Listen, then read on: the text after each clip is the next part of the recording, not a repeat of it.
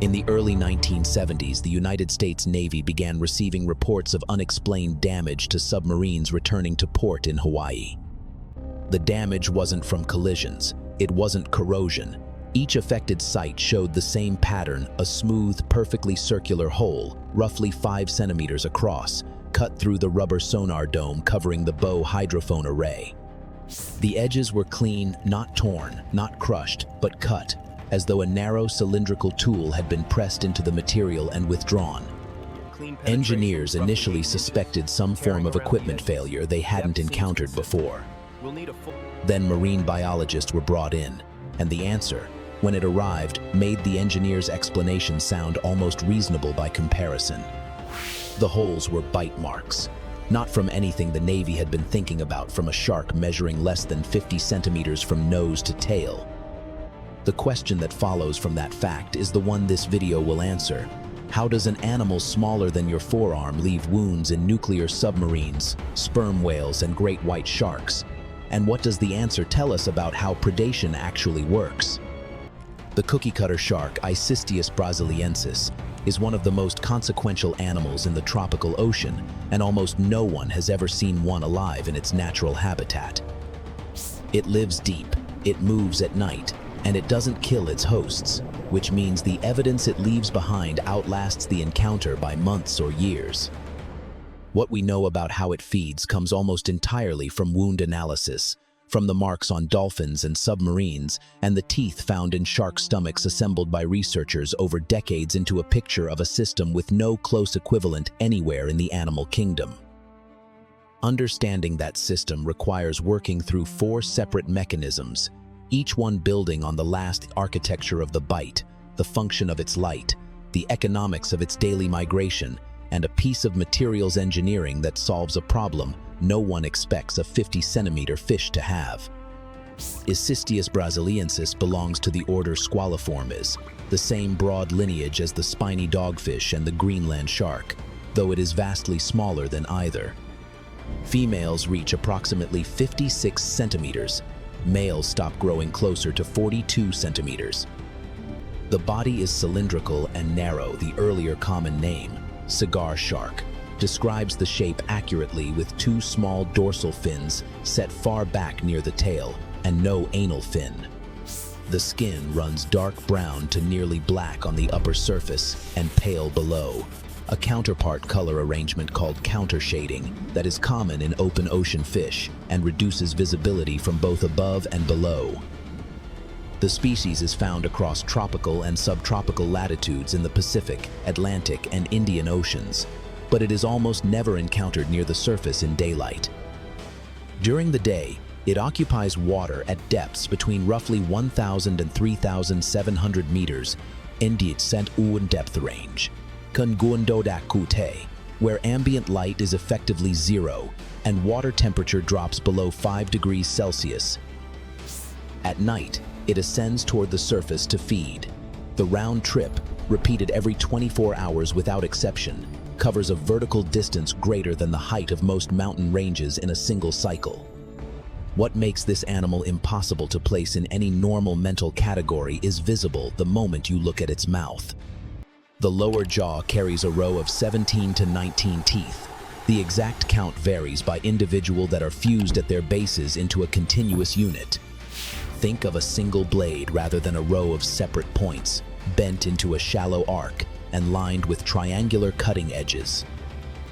The upper jaw carries a different set of teeth, narrower, more numerous, not designed for cutting but for gripping. Surrounding the entire jaw assembly is a pair of thick, muscular lips that can press against almost any surface, smooth, curved, rough, and generate suction by forming a watertight seal.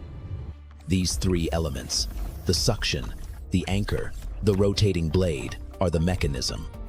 But the mechanism alone doesn't explain how a half-kilogram fish gets close enough to a 30-meter whale to use it. The obvious assumption about a shark this size is that its prey must be proportionally small.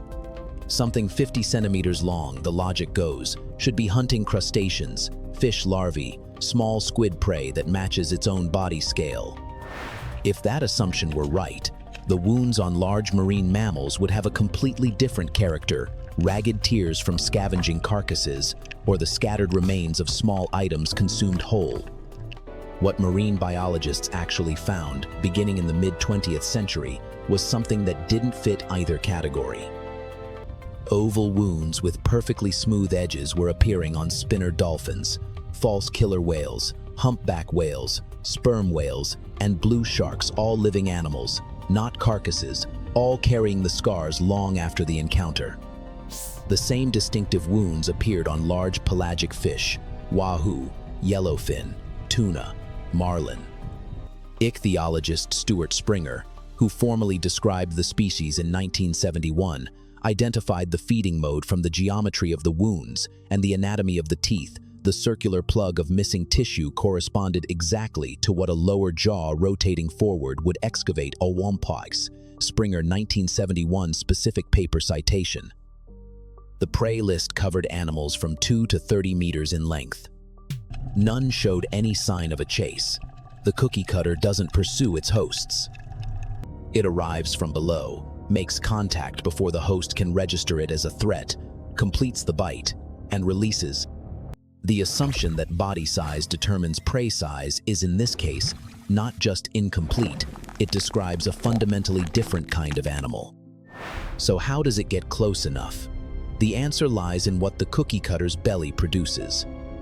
Its ventral surface, the underside, the flanks, the area, a large predator below it would see silhouetted against the faint remaining light, is covered with thousands of photophores, light-producing cells that generate a continuous greenish glow through a chemical reaction involving a protein called luciferin and its activating enzyme. Bioluminescence is common in the mesopelagic zone. Many animals produce it. What is not common is the dark collar that runs around the cookie cutter's throat, just above the pectoral fins, where the photophores are absent.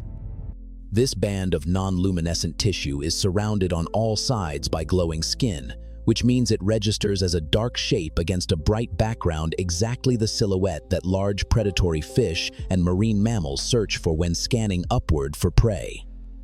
The hypothesis, developed by researchers including Edith Witter, who has studied deep-sea bioluminescence extensively, is that the dark collar mimics the outline of a small epipelagic fish or squid, as mystific Witter paper, or alternative primary source for this hypothesis. The large animal, a tuna running at speed, a dolphin navigating the dark water column, a shark following a scent trail interprets the pattern as a prey item at an appealing size and moves toward it.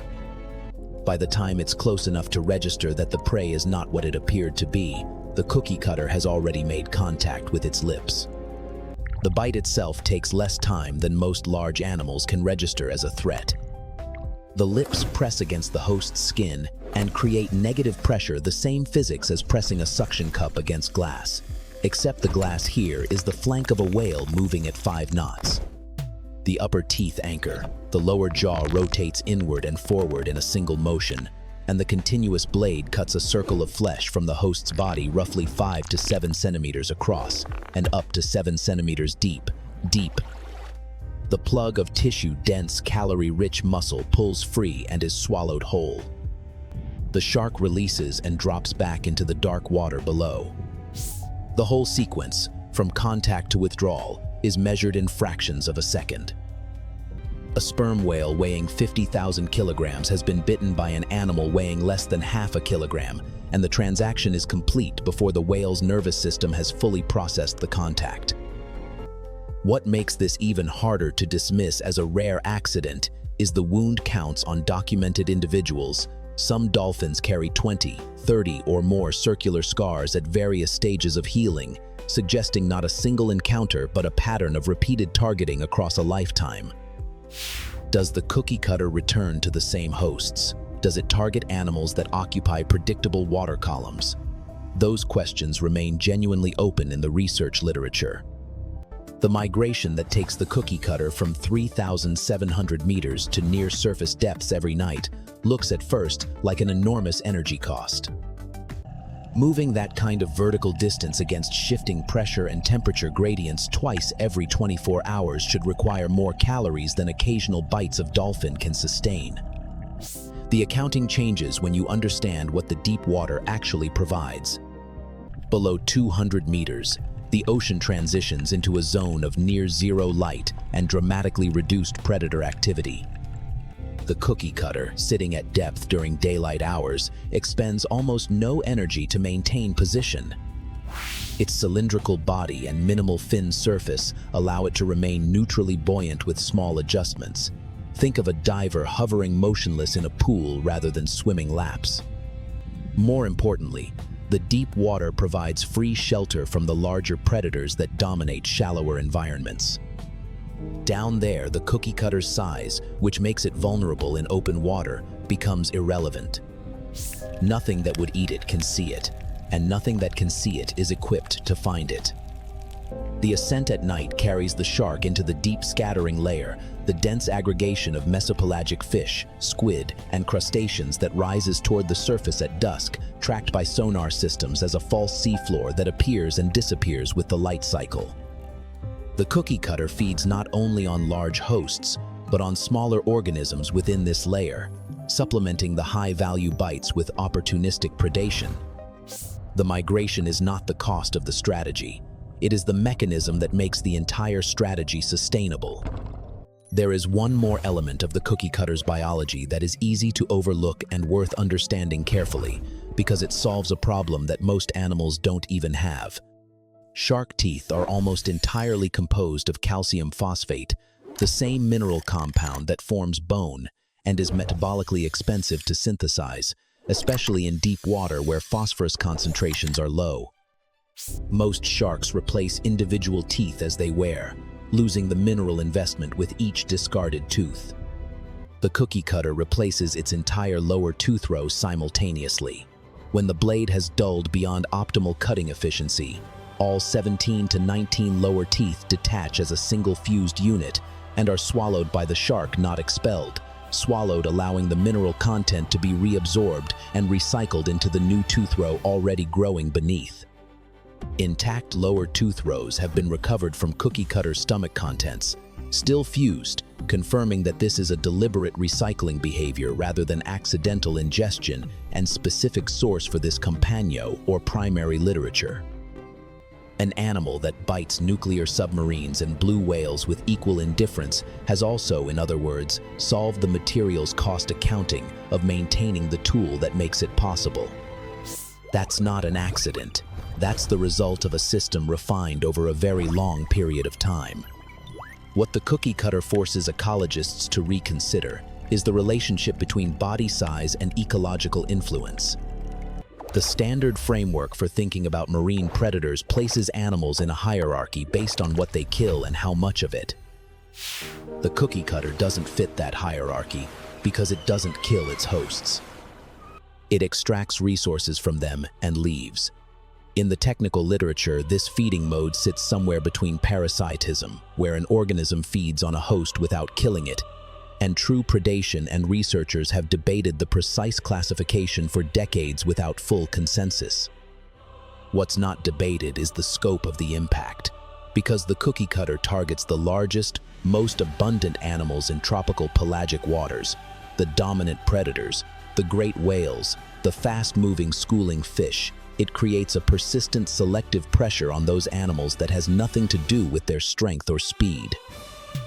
A spinner dolphin's fitness, measured in survival and reproduction, depends in part on how successfully it avoids accumulating wounds that could become infected or attract scavengers. This is an ecological cost imposed by something 1/100th the dolphin's length operating at night from below, in water where the dolphin cannot see it coming. The submarine damage fits this same framework exactly. In Hawaiian waters during the 1970s and 1980s, cookie cutter sharks were apparently approaching submerged vessels from below, interpreting their acoustic signature and thermal profile in much the same way they interpret the presence of a large marine mammal, and attempting the same feeding behavior in 19 confirmed timeframe and specific Navy documentation. The rubber sonar domes yielded to the bite. Fiberglass reinforced replacement covers did not. The Navy's eventual solution changed the material is the same solution. Evolution eventually produces in marine mammal populations. develop skin or behavior that makes the encounter less profitable for the shark. The difference is that the Navy could implement the solution in a single procurement cycle. Marine mammals have been working on it for millions of years, and the cookie-cutter scars keep appearing. So how does a shark the size of a house cat leave wounds on nuclear submarines and blue whales? Not through speed, not through size, and not through strength, none of which it possesses in useful quantities. Through 4 interlocking adaptations, each one only meaningful in combination with the others. The bioluminescent belly draws large animals close by presenting a target they expect to catch. The dark collar creates the outline that triggers the approach. The suction cup lips and anchor teeth make contact before the host can respond. The rotating lower blade, all 17 teeth operating as one continuous cutting edge, removes a precise plug of tissue in a fraction of a second. The vertical migration places the shark in contact with thousands of large hosts every night while providing free shelter during daylight hours. And the simultaneous recycling of the entire tooth row recoups the mineral investment of maintaining the blade over what researchers estimate is a lifespan of several decades lifespan estimate source.